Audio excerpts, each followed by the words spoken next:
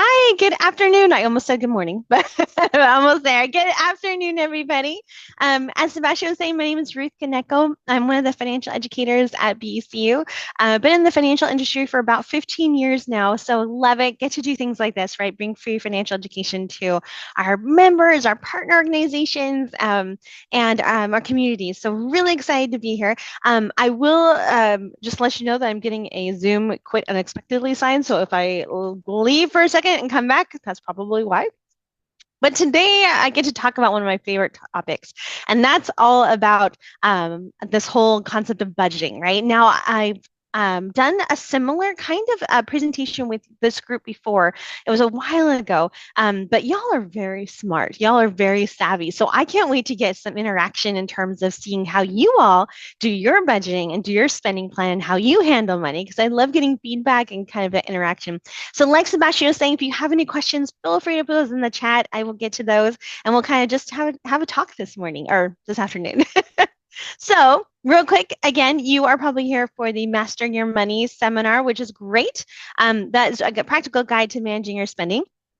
So the first question I have for you all, and before we do this, kind of a little bit about myself. I actually just came back from leave. I have a new little one, a little boy, and I'm super excited. So let me tell you about budgeting, right? With a new little one for sure. Actually, I have three little ones: a 6-year-old, a 3-year-old, and now a 7-month-old. So yeah, so let me tell you, yeah, definitely, budgeting is another one. I actually opened up a separate savings account, nicknamed it Baby, and we'll talk about it in a little bit. But things that help along the way, whatever helps you, right? So, first question to you all is this: if you could change one thing about your spending habits, what would it be? Tell me in the chat. Now, in my season of life right now, I have to tell you, one of my things I wish I could change, which I probably will not know for a little while, baby clothing stores. Not gonna lie, love them. It is a crutch right now. I'm like, oh, what little outfits can I find? And having two little girls, I'm like, ooh, little boy outfits. What are those, right? Ooh, little onesies. Adorable. But yes, I wish I could stop myself from going in those, which I try periodically. But I love these ones that you're putting in, which I see a lot. Less impulsivity. Yes, right there, right? Stop just shopping for sales. Sales get you every time. Sure, true, right? Because we tend to see, ooh, it's on sale, which means I obviously need that item if it's on sale. Realistically, we don't unless we have, budgeted for it and we figure it out. Cook more to save more money. Yeah, hard to do when you're tired, but yes, dining out and online shopping in the middle of the night. Oh, I'm right there with you. Spend within budget. Less impulsivity, you said, was awesome. Spend less on food, groceries, meal kit deliveries, takeout. Takeout. Track them better. My sister insists that we go out to dinner 5 times a week. Those are horrible.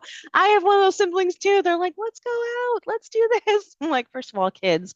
Secondly, no, can't, right? Oh, yes. When you have people in your life, or maybe you're that person in your group of friends who wants to pay for everything impulsively, right? Is anybody with me on this? Like, you're just, oh, I got it. I'll get it. I'll cover that. When in reality, we don't have the money to cover it. We just kind of, we want to be that fun person. Does anybody know what I'm talking about? Please tell me I'm not the only one here who does that. My husband's getting better. Like, tell me, stop it, stop it. Yes, cook more, save money. I love that. Not being too generous, right? Yes, impulsivity, takeouts, online. So I'm seeing a lot of online shopping. I'm seeing a lot of food on takeout. Donating to people in need is not about spending, it's about sharing your blessings. Yes, I love that. Yes, donating, taking time to share, absolutely a great thing to do. You have to be wise there too, right? I love that. Buying stuff at the right time. It's like I had the money, but I didn't have it right then. Yes, and especially for those items when are like on sale. Man, why didn't I have to put money aside for that? Stop dining out and learning to invest in my future instead. Yes. Oh my goodness. These are all so good. First of all, does it put you at ease knowing that other people are dealing with some of the same stuff, right? I see a lot of the same things, which is so true of our lives today.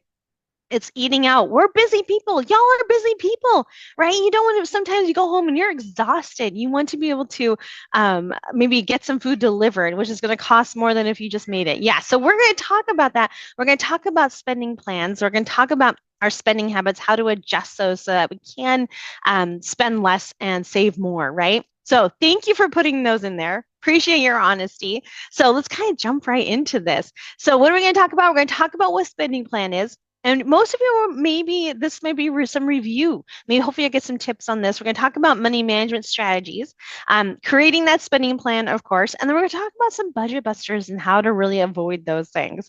Um, so let's kind of jump right in. Number one, so what is a spending plan and why should we have one? So if I were to ask you, what is a spending plan? What does that tell you? What's the first thing that pops in your head when you think of spending plan? What is the first thing that pops into your head when you think of a spending plan? Budget. Yep, yep. Lots of people map for meeting my goals. Good. Developing a budget, a plan. Exactly. Exactly. Very good. Yes, budgeting assigned to categories. Yes. So you have a spending plan. It's synonymous with, of course, budgeting. But spending plan just seems a little easier to swallow, right? So yes, we're talking about spending plan is how you manage your money. Why should you have a spending plan? Why is it so important to have a spending plan? Any idea? Tell me in the chat. Why do you think it's so important to have one? What would you tell your sibling who wants to go out 5 times a week why it's so important to have a spending plan? Intentionality. Ooh, I love that. Plan to spend exactly. You have intentionality, spending, thinking of retirement. Yeah, you're putting that thinking of where can that money go here instead of here, for an instant gratification instead of, or for my retirement instead of an instant gratification, right? So that you spend more money on things that are really important to you. I love that. All the above. Yes, because of course somebody said it before, you have goals, right? We have our goals that we want to check off the box or check off the list. We have these goals that we need to put our money towards. If one of your goals, and I'm seeing retirement coming up a lot, if one of our goals is to save for retirement, we're going to maybe be spending money less on eating out, less on maybe cutting back our vacations maybe a little bit and putting that more towards retirement. Exactly. We have our bills to pay, right? We have life to do. Time value of money, money not invested was worth less. Love these. Oh my goodness. See, I love this group. Bills, we need to pay our bills. So we got to have that spending plan so we know our bills are being met. And of course, lastly, of course, is going to be your emergencies. Always, emergencies, of course, are not a question of if, but a question of when, right? So we have to put aside for those so that those emergencies can become nuisances instead of big blown out emergencies, right? Financially. So good. Thank you for putting those in there. I really appreciate it. So those are definitely one of the reasons why we all need to have a spending plan. When I first started, well, what I thought was budgeting, it was more like, oh, my paycheck's coming in. I know what I'm spending my money on. I'll just put everything in my checking account. There we go. I'm good. And I usually came up short every single month. So I had to create a strategy behind it. So let's kind of look at some money management strategies that are out there. Now, what I tell people is that usually this way that you budget, the way that you create a spending plan, is what works for you. Not everybody's the same, so everybody's going to look at plan is going to look a little bit different. And so you choose the one that works best for you. If it's spreadsheets, if it's working with like mint.com, if it's doing the envelope method, we'll talk about that in a little bit. You got to choose what's right for you. And if it doesn't work, you choose a different method that works better for you. One of the spending plans, one of the methods that we find that works really well, the one that's probably the simplest out there, is going to be the strategy of the 50-30-20 rule. Has anybody heard about this before? Tell me in the chat. Have you heard about this before? This is one of those rules where literally it's 50-30-20. 50% of your income goes to needs, 20% of your income goes to savings and debt repayment, and 30% goes to wants. Right? Yeah, with rent costs. Yeah, it doesn't work with rent costs now, which is super hard. So you have to adjust it, right? Exactly. So this is one of the things that you would have to adjust, especially with rent. Maybe that needs is going to be a little more like 60, 10, 20, right? Exactly. So you got to change it up for the needs that you have now. So this is one of those that's pretty the most common out there, I would say, with budgeting. Nice. Another system out there is going to be the envelope system. Has anybody heard of this one? This is one of those, Dave Ramsey coined this one or came up with this one, envelope system. It's where you literally, and there's a couple of ways to do this. This method's going to be where you literally, when you get paid, you take the money out. And I have a coworker who literally takes about 10 different envelopes. She writes on these envelopes, and one for entertainment, one for food, one for gas. And every paycheck, she takes the money out and she puts them in. She budgets for each category and she puts a specific amount of money in. And when that money's gone, for that pay period or for that month, it's gone, right? She can't use that in any more money in entertainment if she's used that. There are also electronic versions of this because I personally would go crazy with this method because I don't like to carry cash on me a lot of times. I will carry, a couple dollars, $10, $20, whatever it is. But carrying cash on me a lot will probably scare me a little bit. So there is an envelope system electronically as well, which you can do too, which is nice.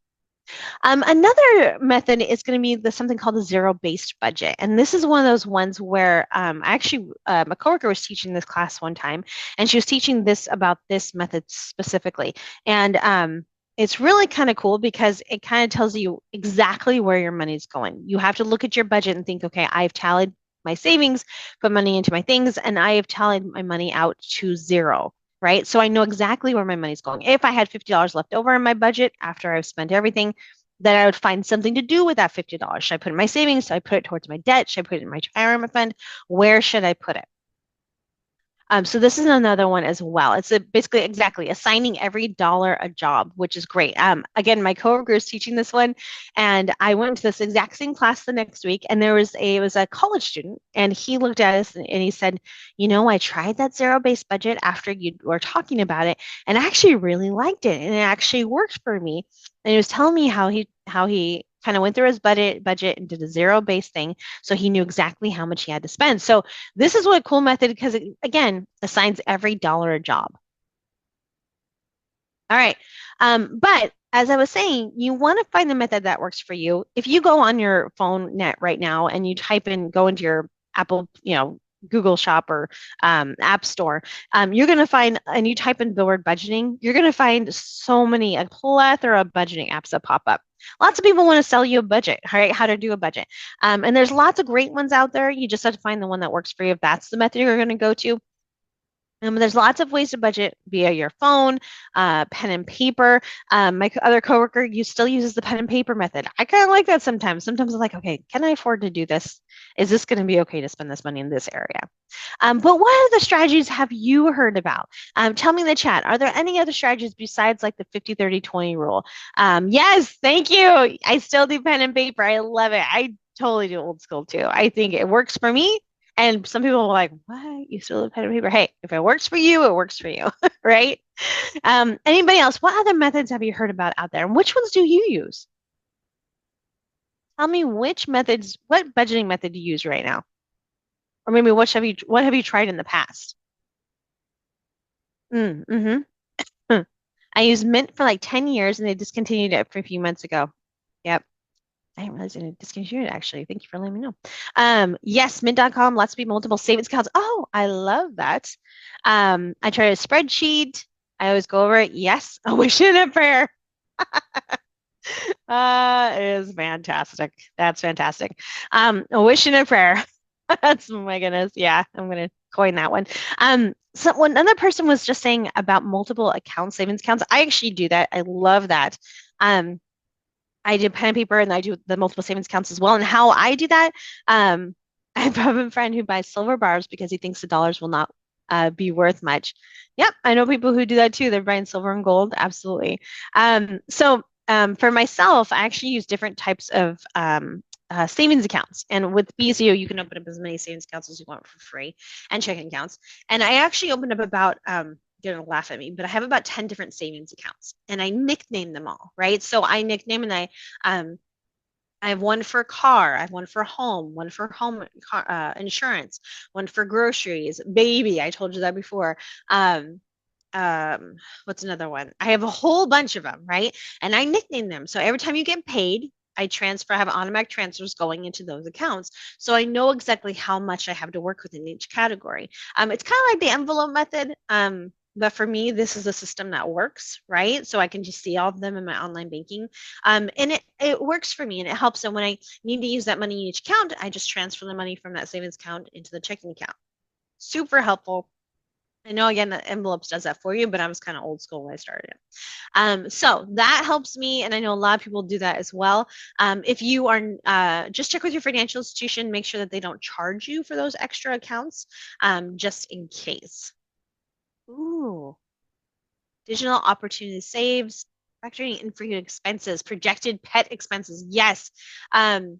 One person said factoring, they factor in infrequent expenses, projected pet expenses, birthdays, holidays, etc. These add up um, to a lot of money for sure. Divided by 12 months and set aside that money each month, and you start building savings in advance. You can route this to a high yield savings account. Love this music to my ears. So, this is actually called one of those things we used to call periodic expenses. And I love this. Smarty Pig lets you set up goals for different categories. Ooh, I love that as well. So going back to the whole infrequent bills, and we'll talk about this in a second because we actually call it now a sinking hole fund. And we'll talk about it in a moment. So I'm going to pause there, put that on hold, but I'm going to talk about that in just a second.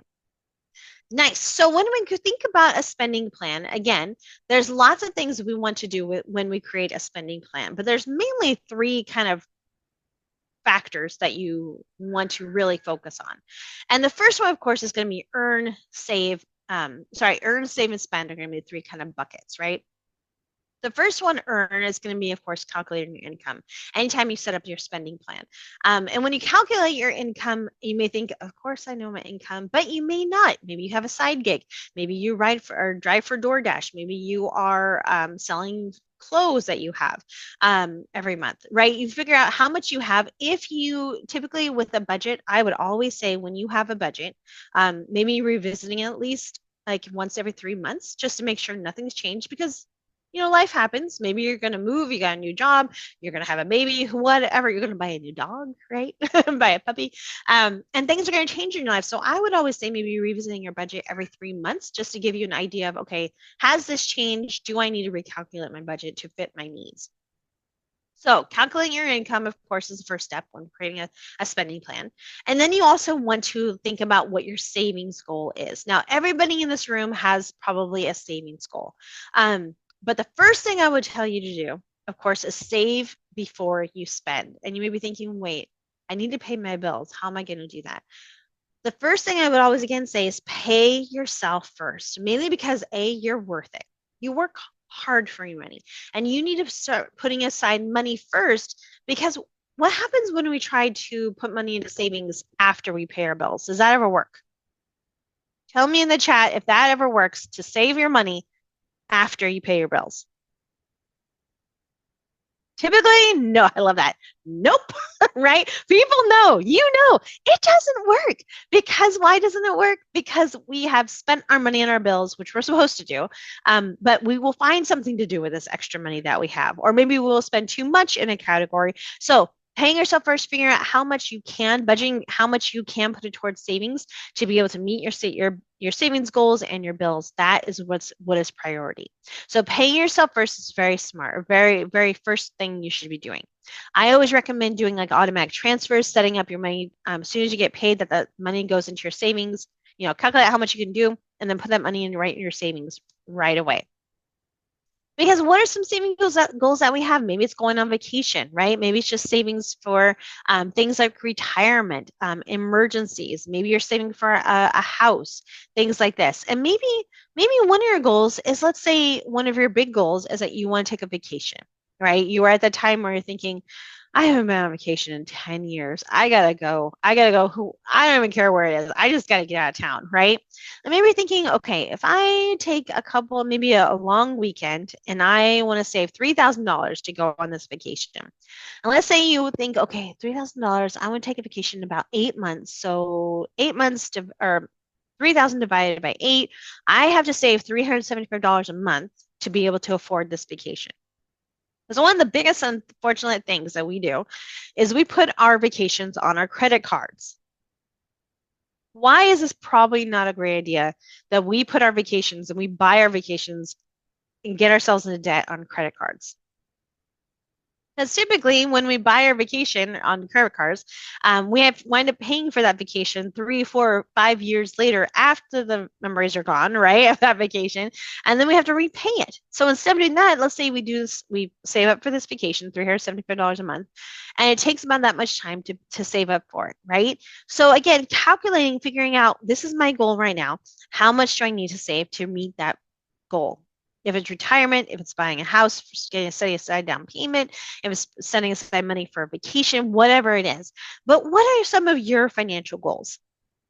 Tell me in the chat. Put down what are some one of your what are a couple of your financial goals, and try to be as specific as possible. Oh, I love that. Grad school, down payment for a condo. Yes. Hey, the IRS before student loans. I love it. A house, pay off debt, 10K and having $10,000 in emergency fund. Yes, travel, eventually an apartment, becoming debt free, trekking in Scotland. Please take me with you. That sounds awesome. Pay off student loans and save for tuition when I go back to school and somehow travel. Yes. Yes, yes, yes, yes, yes. These are amazing goals. These are the goals we want to work towards, and you should write these down. The biggest thing, it's really interesting because one of the biggest things we don't do is we don't write down our goals. We have them in our minds, but we don't write them down. And actually, statistically, it's proven that if you write down your goal, you're more likely to meet that goal than if you don't. So writing that goal is very important. I had a mom tell me that she said that one of her goals was to take a family trip to Disneyland. And so she wrote on the back of her debit card, on her debit and credit card, Disneyland. So every time she handed that credit card over, she saw the word Disneyland and she's like, do I need this item or can I wait to put this towards the trip? Right? So make it kind of hard on yourself, like, okay, I don't want to do this. I need to save towards this goal. Exactly. So fully fund HSA, fully fund Roth IRA. Oh my gosh, I love these goals. Exactly. So thank you for putting those in. Thank you for writing these down. Again, put these goals somewhere that you can see them every single day. Could be on the back of your door as you go out the door in the morning. But write them down somewhere that you can see them. Perfect. Thank you so much for writing those down. Now, um, when we talk about an emergency fund, now you're going to find this silly probably. But of course, with an emergency fund, for myself, I actually have a separate savings account that I nicknamed emergency fund. So I have my savings account, which I put in every single month too, right? And I have an emergency fund too. Now, when I started my emergency fund, I was thinking I was in college and I couldn't afford a savings and an emergency fund, I thought. So I thought, I'm just going to make a simple goal for myself. I'm going to put a $200 emergency fund. So I started chipping away at it. I do a specific amount of money in my savings account every single month, but for emergency funds, I do a specific, I don't do a specific amount. I do something, I used to do this, what I can put in at that time. So when I was in college, it was like $5 here, I'll put $10 in here, $20 on this day, $5 on this day, heat or emergency fund. You know what I mean? So you put some in here and then eventually get up to $200 and then $500 and $1,000, right? So you have that emergency in there because as we all know, car's going to break down at some point and we need money to fix it, right? Whatever the emergency may be. Very important to have that. And again, what I did with mine is I just nicknamed the account emergency fund so I could separate in that way. Now, the step 3 is going to be planning your spending. This is the fun one, right? Number 1 is usually assessing your habits. What are our spending habits that we have, right? What are the habits that we get ourselves into where we wish we could change? And at the beginning, I asked you, what is something that you wish you could change about your budget? And usually the top number 1 answer, of course, is always food. It's always going to be dining out, right? Eating out. How can I lessen that? How can I make food? One person was talking about, excuse me, the meal plans that they get, right? Can I afford this? Can I change that up a little bit? So assessing your habits is so important. One of the things I love, and you may have already done this, or you may be thinking, why should I do this? A 30-day spending journal. Has anybody ever heard of this before? Tell me in the chat or raise your hand, virtual hand. Have you heard of the spending journal before? What it is, yes, good. What it is that you have take 30 days, and at the end of 30 or for 30 days, you write down every single thing you can possibly think of to spend your money on that you've spent your money on. So, for instance, if it's day one and you have spent went to the vending machine and buy yourself a bag of chips, right? Write down, and you can. I just use my phone on my notes section. So you write down, okay, $1.50 on chips. Oh, please, inflation. $2 on a bag of chips, right? $2 a bag of chips. Okay, I go down to the convenience store, I bought myself a Snickers bar. $1.50 on the Snickers bar, right? Whatever it is, you write it down for 30 days. After 30 days, you're going to go through that kind of that list. You're going to be looking at and thinking, oh, okay, I thought I spent $200 or $50 on coffee a month. I actually spent $250 on coffee a month. So I need to adjust that, right? I need to change that up a bit. That's one of the habits I need to change. I'm not lying. That's definitely what happened to me. So you look at your spending habits. There's a lot of you can do this in like your online banking. Like BCU has an online banking app. It's called Money Manager too. And like check with your bank because they probably have a budgeting tool that you is probably available to you right now. But you can do that online as well. You can see your spending habits there as well. So what you want to do, I love that. We'll talk about that in a second. Really assessing and looking at where your money is going. Where can I eke out any type of savings? Where can I make some extra money? Right? Typically, when we look at our budget, we're either thinking, "Oh my gosh, I'm barely making it on a hope and a prayer." Right? I'm eking by every single month. If something big happens, or if something small, if I need a root canal, I'm this is going to tank my budget, right?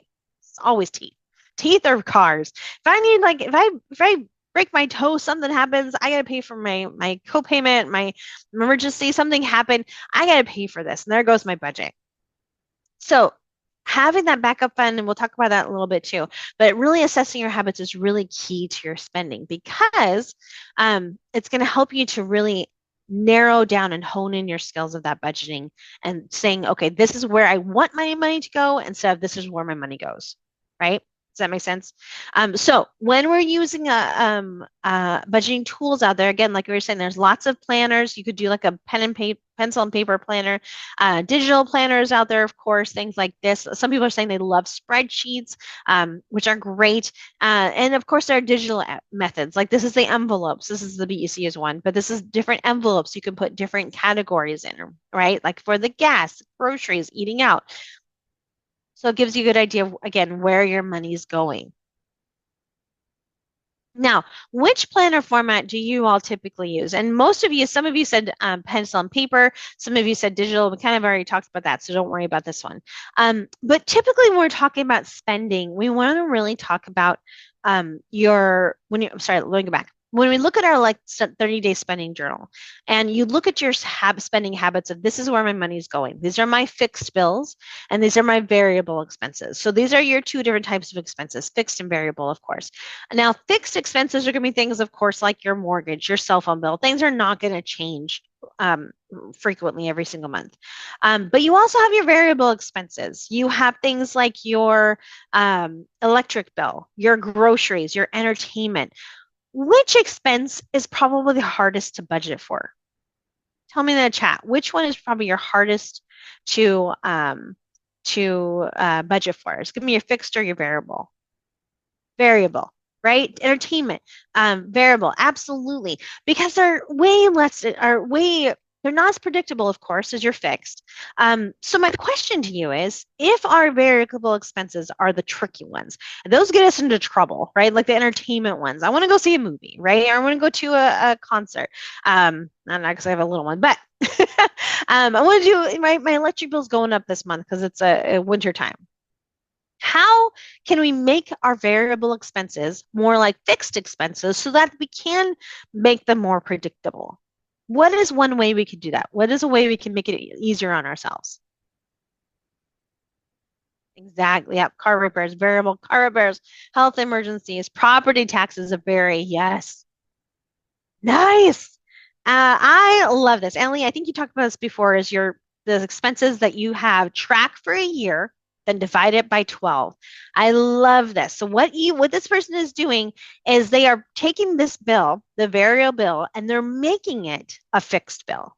right? And I love this. One person was saying PSE will average out your bill over the year, so it's always the same.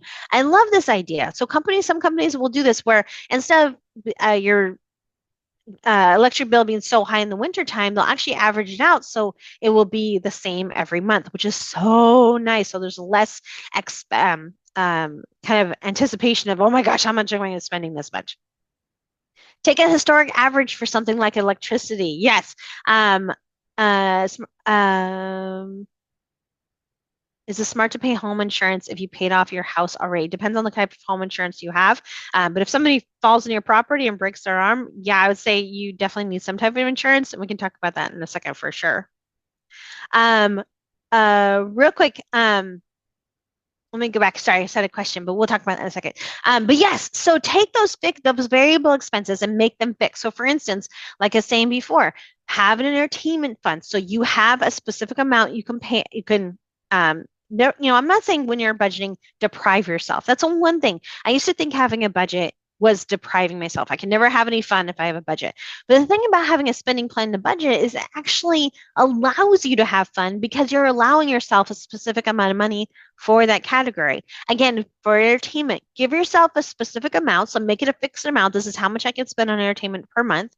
And then I'm done throughout the year or throughout the year, throughout the month, right? If you know you're probably going to go to two concerts, but you don't know exactly when they are going to be selling the tickets, maybe set it up yearly. How much can I spend yearly for my entertainment? That's going to be conducive to my budget, right? I love that.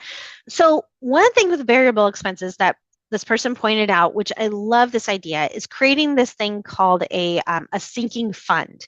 And we used to call it periodic expenses, but a sinking fund is the same thing. It's pretty much sinking fund is pretty much where does your money go that makes it sink, right?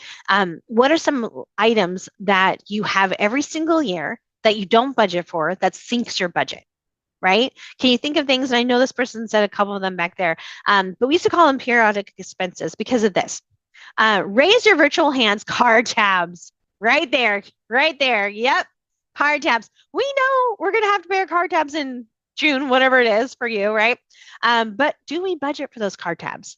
No, right? We just kind of wing it whenever they come around, hope and a prayer. Holidays, yes. Apple iCloud, dental work, right? Dental work, car repairs, all the things that we know are probably going to come up sometime in our lives in the next couple of months, right? But we don't budget for it. We know it's going to come up throughout the year. So here's the thing that I encourage you to do. This is what I do anyways. I actually opened up a separate account. I nicknamed it periodic expenses or nicknamed it sinking fund.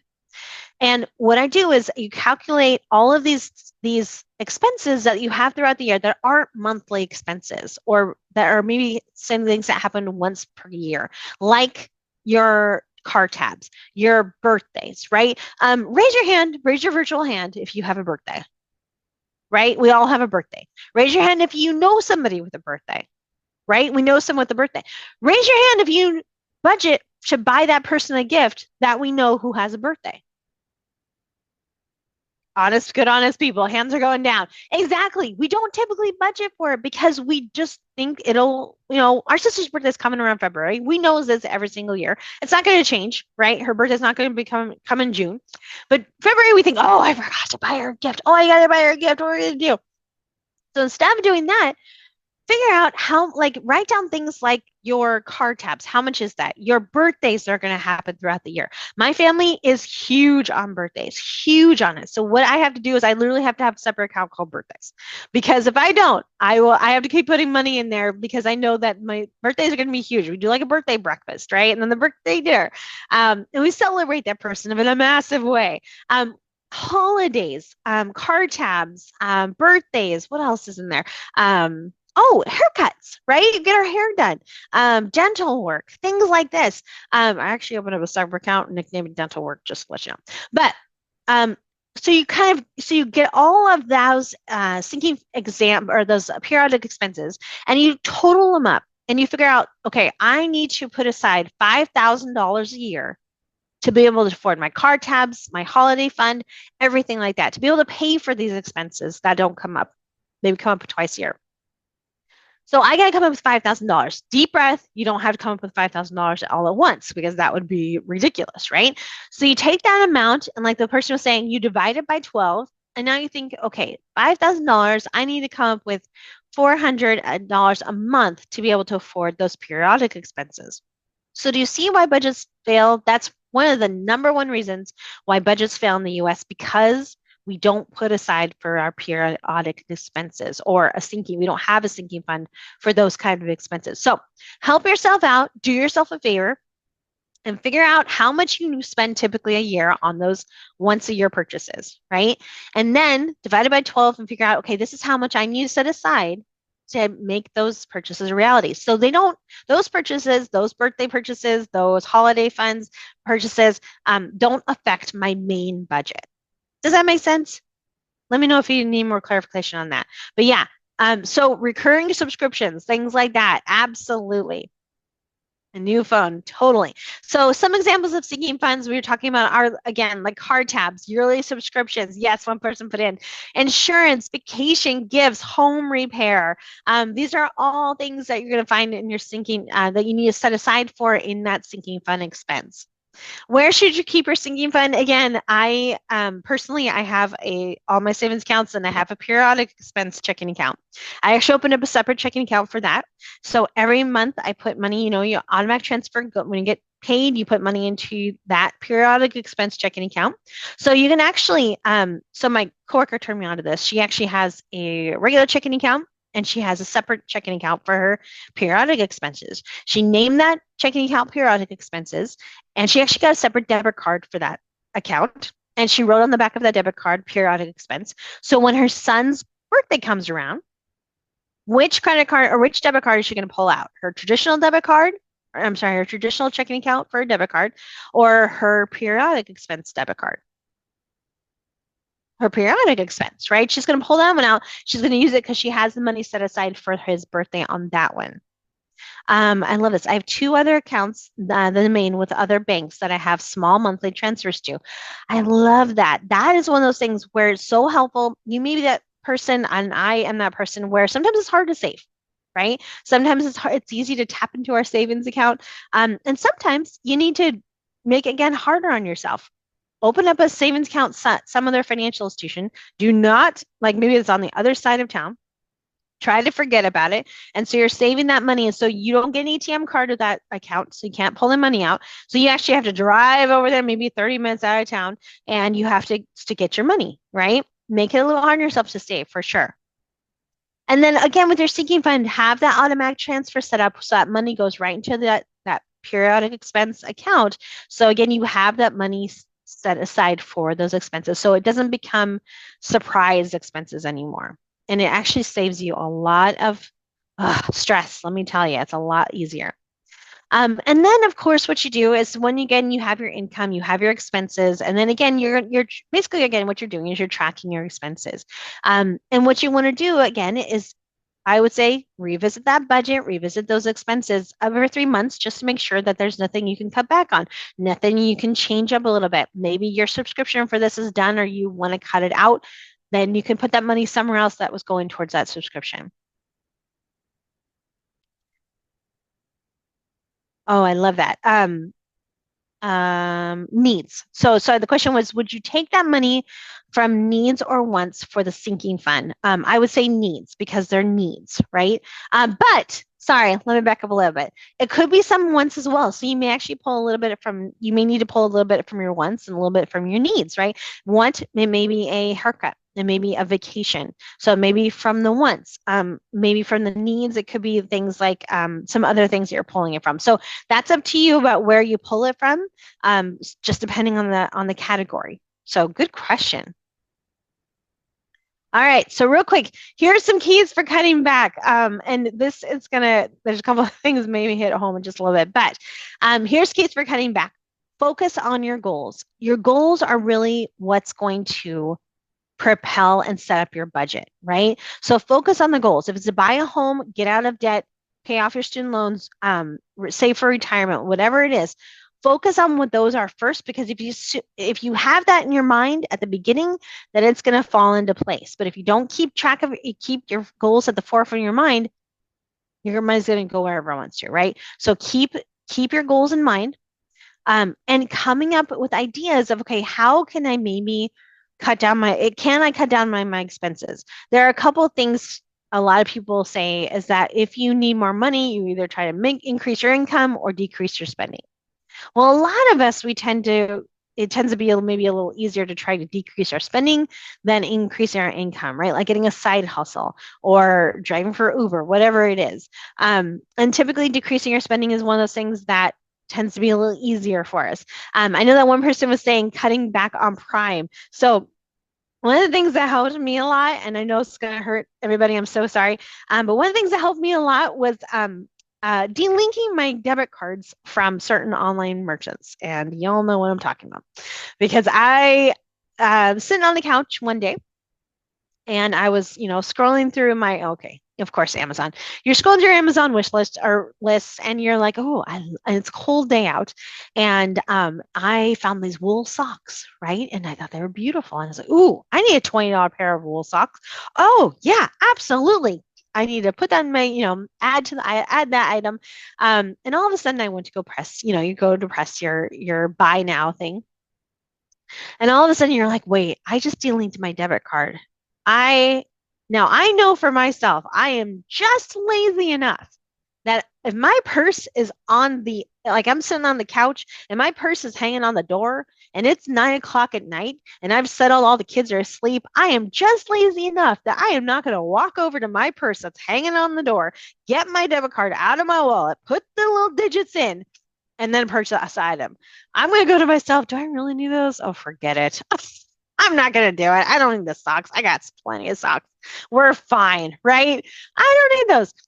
So make it hard on yourself. Delinking, it's very easy for us to buy items, right? If our card is linked up to something. So delinking those items is something that really helps, and it's a small little thing that you can do for yourself.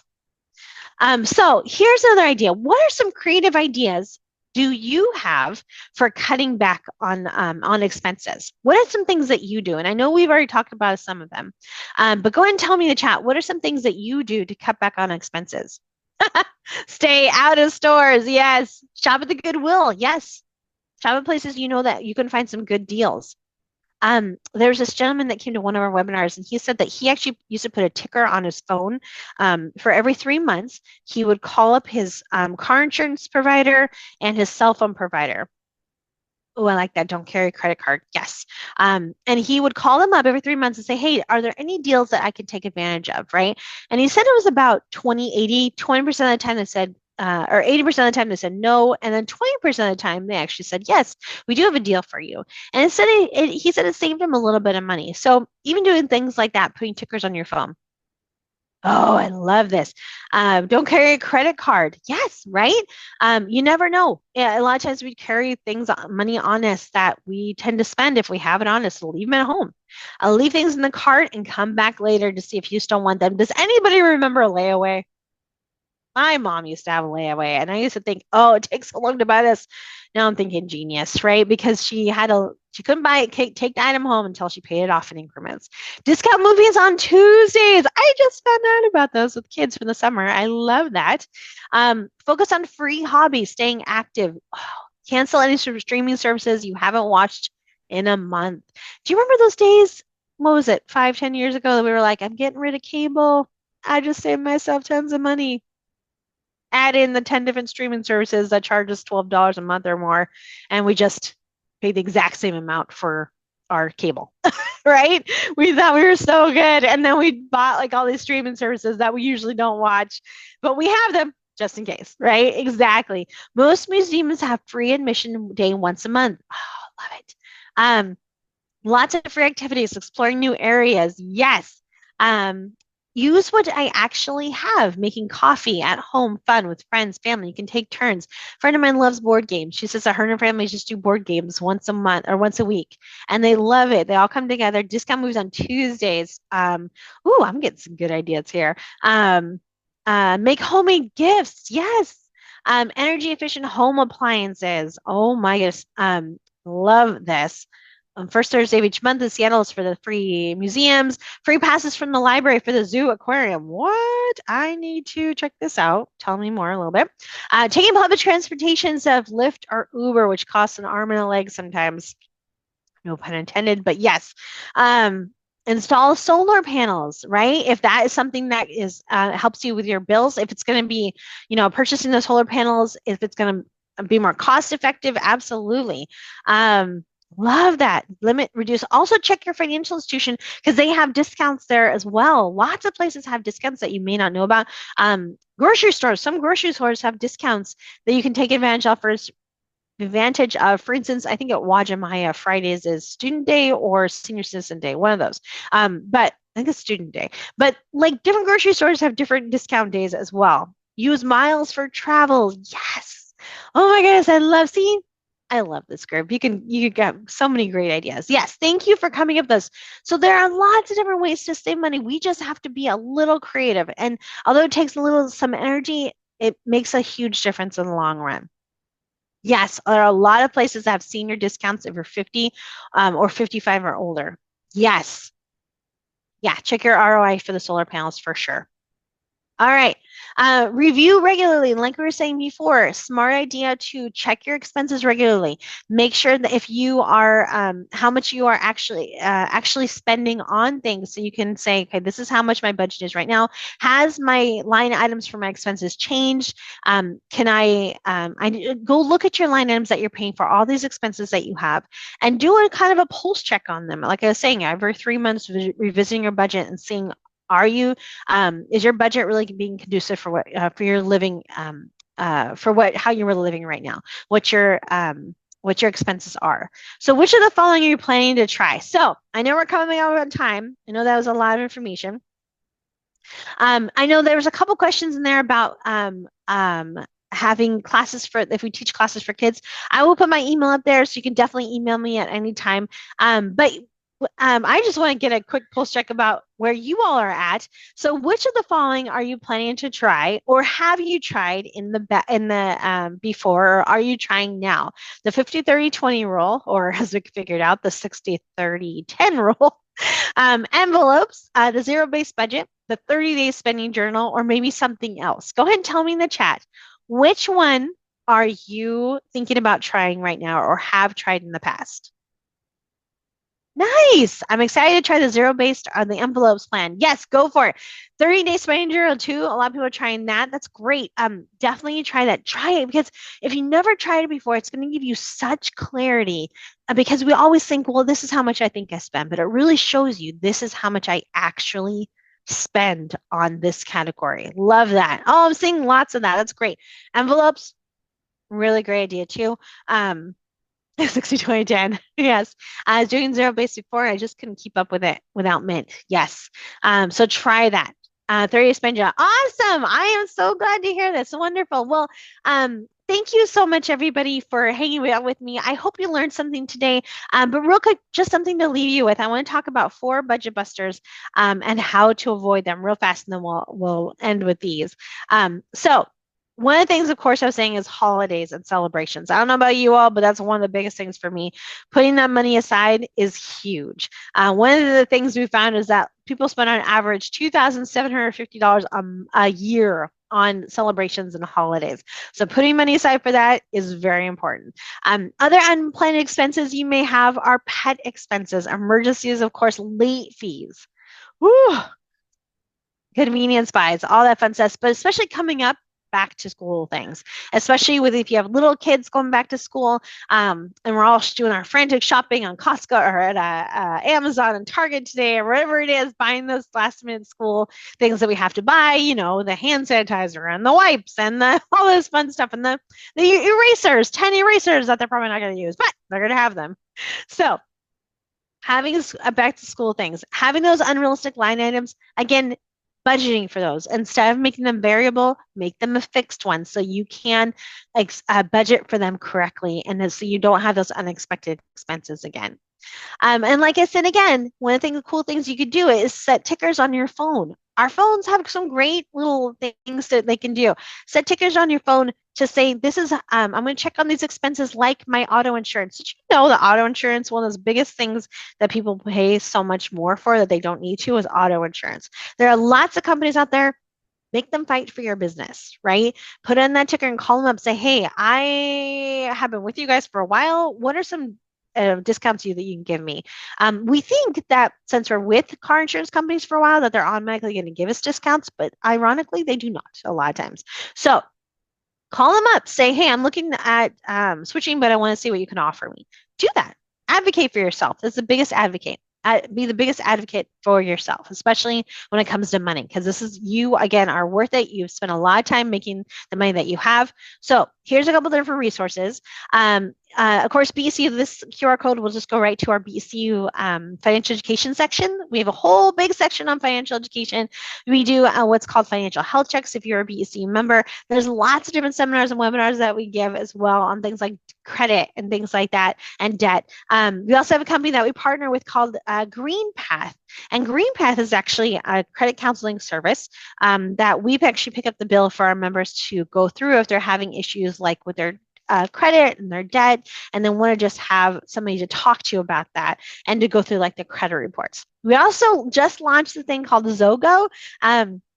If you go to our website, you can actually, it's a cool app that you can use on your phone or online, and you actually play games on about financial health, and you can actually win prizes and stuff like that too. So check them out. It's really cool. It's called Zogo. It's on our website as well, and it just helps you to be able to become more money savvy.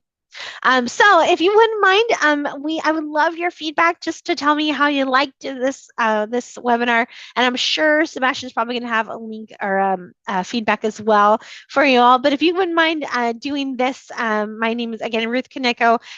Doing the feedback, we would love for you to have that as well. And if you miss it, I'll go ahead. We can send that link to you too.